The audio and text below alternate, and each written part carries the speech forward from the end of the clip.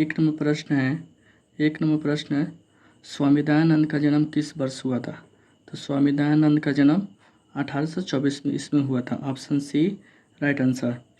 2 number प्रश्न है स्वामी दयानंद की मृत्यु कब हुई थी? तो स्वामी दयानंद का मृत्यु ऑप्शन ए 1883 ईस्वी में हुई थी। 3 नंबर प्रश्न है संस्कार कितने हैं? तो संस्कार 16 होते हैं। Option A right answer. फिर देखिए 4 नंबर प्रश्न है जन्म पूर्व कितने संस्कार होते हैं? जन्म पूर्व कितने संस्कार होते हैं? तो ऑप्शन ए 3 होते हैं। 5 नंबर प्रश्न है संस्कार के कितने प्रकार होते हैं? तो संस्कार के 5 प्रकार होते हैं। 6 नंबर प्रश्न है शैशव अवस्था में कितने संस्कार होते हैं? तो शैशव अवस्था में 6 संस्कार होते हैं। 7 नंबर प्रश्न है लाजा होम किस संस्कार के अंतर्गत आता है? तो लाजा होम विवाह संस्कार के अंतर्गत आता है। Option B right answer. देखिए 8 नंबर प्रश्न भारत महिमा पाठ का प्रथम श्लोक कहाँ से लिया गया है?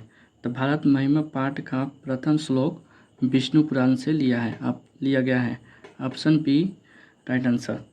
9 नंबर प्रश्न है अर्थवेद में कितने ऋषिकाओं का वर्णन है? तो अर्थवेद में 5 ऋषिकाओं का वर्णन है। 10 नंबर प्रश्न सभी ऋषिकाओं का वर्णन किस वेद में है? तो option A right answer Rigveda. 11 number प्रश्न है मैत्रेयी की चर्चा किस उपनिषद में की गई है? तो option A right answer Vedantopanishad. 12 नंबर प्रश्न है विद्यापति किस भाषा के कवि हैं? विद्यापति किस भाषा के कवि हैं? ऑप्शन बी मैथिली भाषा के कवि हैं। 13 नंबर प्रश्न है आलस कथा पाठ में कितने पुरुष सोकर आपस में बात कर रहे थे? तो आलस कथा पाठ में 4 पुरुष आपस में बात कर रहे थे। 14 नंबर क्वेश्चन है वृषवर कौन था? 14 नंबर क्वेश्चन है वृषवर कौन था? तो इसका आंसर सी होगा। ऑप्शन सी मंत्री था। 15 नंबर प्रश्न है 15 नंबर नीतिकार आलस्य को किसके समान मानते हैं? नीतिकार आलस्य को किसके समान मानते हैं? तो इसका सही जवाब होगा ऑप्शन सी रिपु और मित्र को।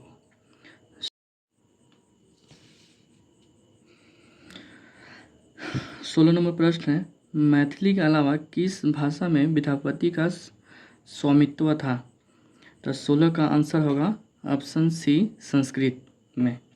17 नंबर प्रश्न है पटना किस नदी के किनारे बसा है?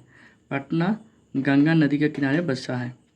18वां प्रश्न गांधी सेतु कहाँ स्थित है? Option A Hajipur, option B Patna, option C Chhapra, option D Bhagalpur. इसका तो सही आंसर ऑप्शन बी होगा पटना।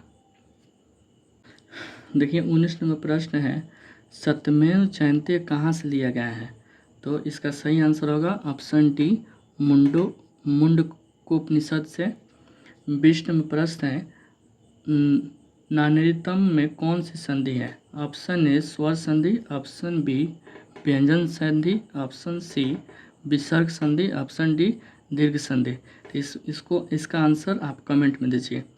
21 नंबर प्रश्न है रामा शब्द का रूप सप्तमी विभक्ति द्विवचन में क्या होगा?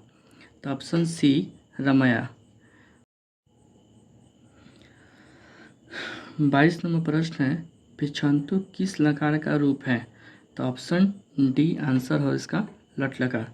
23 नंबर प्रश्न है ज्ञासयंती पद का पुरुष और वचन निम्न में से कौन सा होगा? तो ऑप्शन ए प्रथम पुरुष द्विवचन, ऑप्शन बी मध्यम पुरुष बहुवचन, ऑप्शन सी उत्तम पुरुष बहुवचन, ऑप्शन डी उत्तम पुरुष बहुवचन। तो इसमें से बी और डी में से दोनों बताइए कौन होगा। ऑप्शन आप कमेंट में बताइए। 24 नंबर प्रश्न है वागीश का संधि विच्छेद क्या होगा? तो वागीश का संधि विच्छेद ऑप्शन बी राइट आंसर होगा। 25 नंबर प्रश्न है जगन्नाथ का संधि विच्छेद इनमें से कौन सा होगा? तो इसका सही आंसर होगा ऑप्शन बी जगत प्लस नाथ। 26 नंबर प्रश्न है कि पठित वती में कौन सा प्रत्यय है। पठित वती में कौन सा प्रत्यय है, इसका भी आंसर आप कमेंट बॉक्स में दीजिए। 27 नंबर प्रश्न है स्त्री प्रत्ययों की कुल संख्या कितनी है। स्त्री प्रत्ययों की कुल संख्या कितनी है, तो ऑप्शन सी 8 होगा। 28 नंबर प्रश्न है संस्कृत में कुल कितने कारक होते हैं। संस्कृत में कुल कितने कारक हैं, तो इसका सही आंसर होगा ऑप्शन बी 8। 29 नंबर प्रश्न है सचयत पद का धातु क्या है। सचयत पद का धातु क्या है, ऑप्शन बी सिद्ध।